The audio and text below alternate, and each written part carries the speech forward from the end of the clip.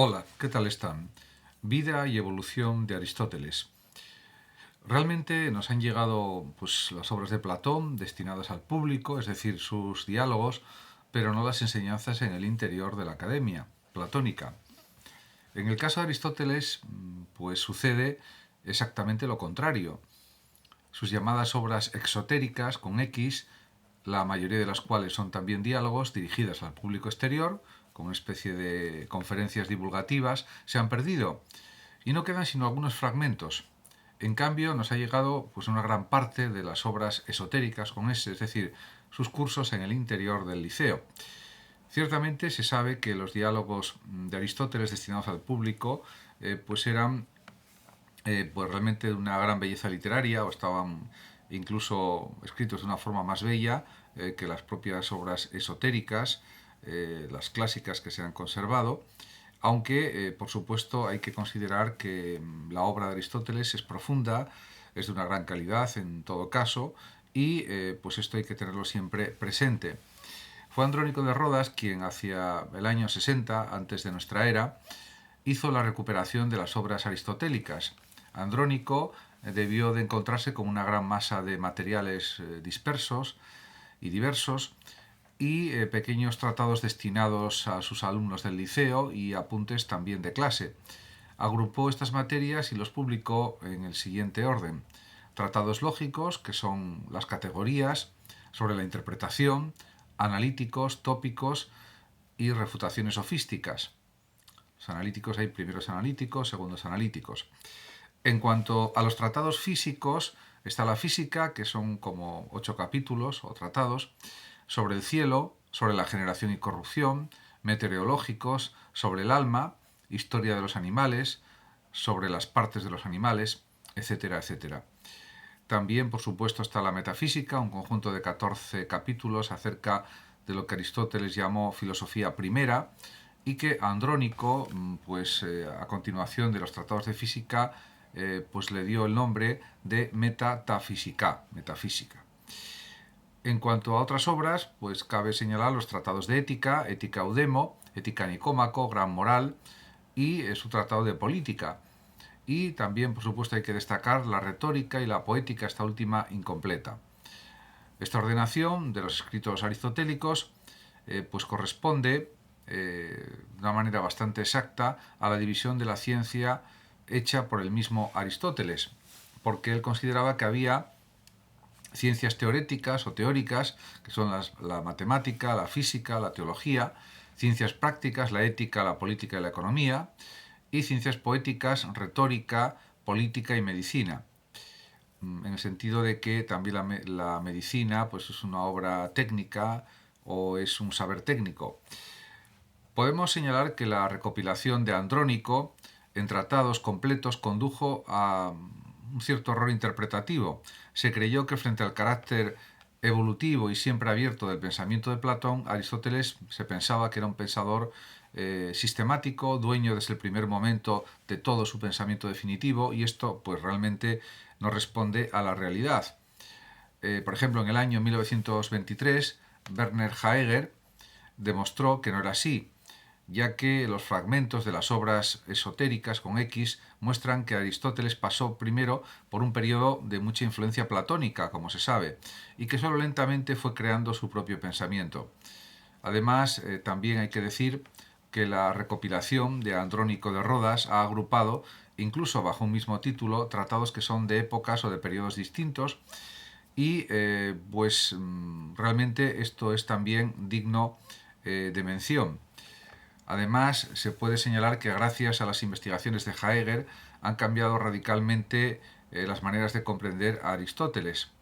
También él, como Platón, vivió una búsqueda permanente de la verdad y de su propia filosofía, y en sus escritos es posible también identificar y ver claramente la evolución de su pensamiento siempre abierto y que nunca dice la última palabra, algo que es muy de destacar y que le convierte en un autor realmente abierto también a interpretaciones en el presente, en el sentido de que su pensamiento es como más moderno de lo que en principio se podría pensar. De todas maneras, si hubiera que señalar algún periodo o algunos periodos en la obra de Aristóteles, pues podemos decir que el primer periodo correspondería a la Academia Platónica, aproximadamente desde el 367 al 347, y de esta época datan seguramente obras exotéricas de las que solo nos quedan fragmentos, la mayoría de las cuales son diálogos al estilo platónico. También podemos decir que hay otra obra sobre la filosofía en la que Aristóteles emprende una crítica directa de la teoría de las ideas platónica, lo cual no le impedía seguir considerándose platónico y continuar en la academia. Y también defiende una religión astral, la contemplación de las ideas, por tanto, es sustituida por la contemplación de los dioses astros. Como se puede ver, hay una lenta evolución hacia pues, un pensamiento más empírico, diríamos más observacional, más crítico y más realista. El segundo periodo es de transición y viajes que abarca desde el 347, con la muerte de Platón, en la que Aristóteles abandona la academia de su maestro, hasta el año 335. Podemos decir que es una época para Aristóteles enormemente creativa. Escribe gran parte de sus tratados de lógica y la ética Eudemo, o mejor, ética eudemiana, puesto que fue publicada por Eudemo de Rodas, a quien se atribuyó incluso la misma redacción de la obra, hasta que Heidegger demostró que era en realidad la primera ética de Aristóteles, parte de la política y al menos parte de la metafísica. Sobre esto no hay un acuerdo total entre los eruditos o los estudiosos de Aristóteles, pero diríamos que en esta primera época pues realmente hay todavía pues una influencia clara de los platónicos, aunque Aristóteles habla en tercera persona de los pensadores platónicos o de los seguidores de Platón. En el tercer periodo, que ya transcurre en Atenas, es cuando funda el Liceo, sobre el 334 hasta el 322 a.C. aproximadamente, y a esta época pertenece, por ejemplo, la segunda ética, es decir, la ética Nicómaco, podemos decir la más importante, editada por su hijo Nicómaco y dedicada a él. También escribió sobre el alma y el resto de los libros de la política, la poética y la retórica, pero según Heidegger también y Farrington, abandonó ya definitivamente los temas metafísicos para dedicarse exclusivamente a sus investigaciones científicas o biológicas.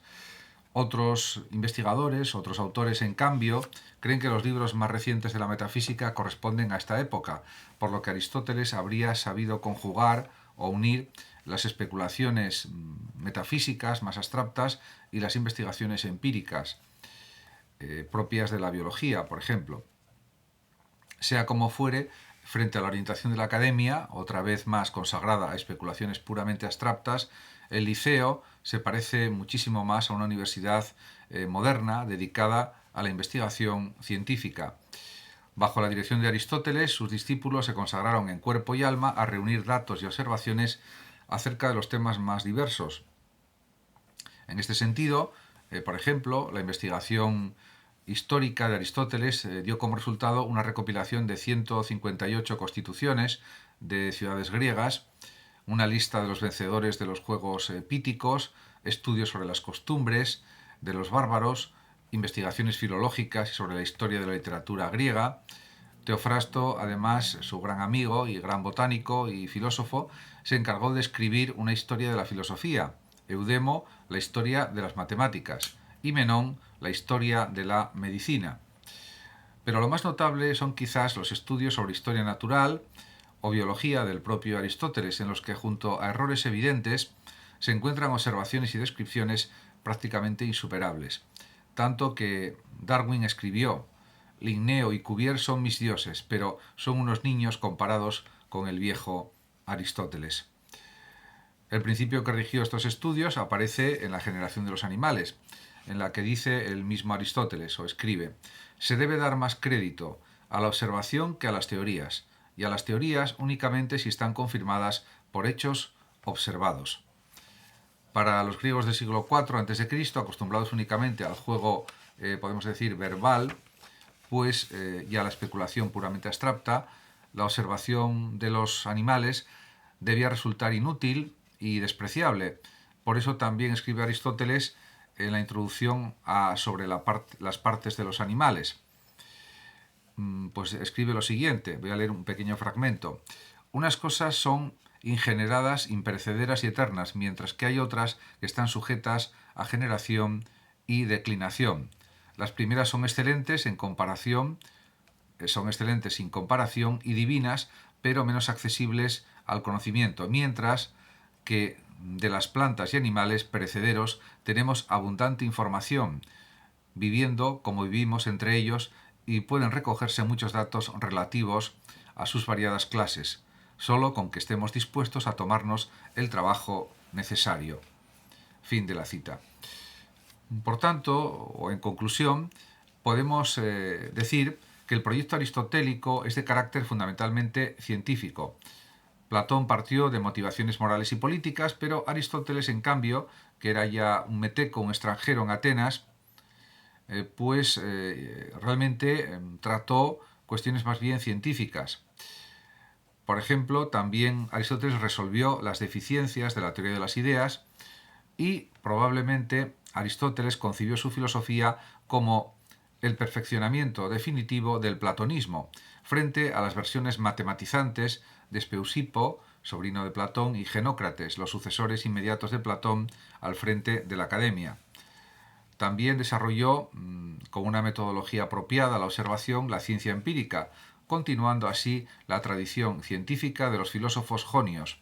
Una corriente de este tipo debía de existir ya en la academia, especialmente desde la incorporación a la misma de Eudoxo de Cnido, notable geógrafo y astrónomo.